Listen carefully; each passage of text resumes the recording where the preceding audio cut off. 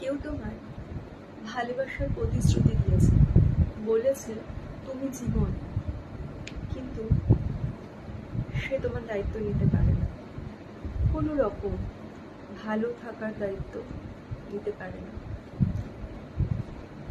জীবনের কোনো জায়গায় দাঁড়িয়ে যদি মনে হয় যাকে তুমি ভালোবাসা ভাবছো, সেখানে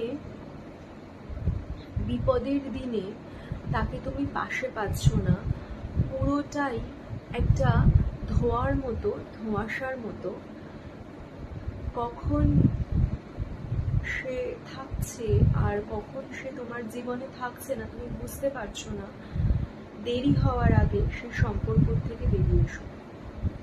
মূল্য যাই দিতে হোক না কেন সেখান থেকে বেরিয়ে এসো।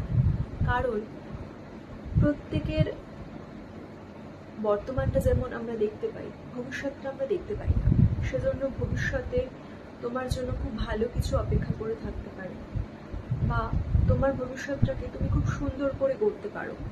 সেই সাহস নিয়ে সুন্দরভাবে নিজে কনফিডেন্ট হয়ে সুন্দরভাবে নিজের ভবিষ্যৎটাকে গড়তে পারো, ঠিক যেমন তুমি চাও।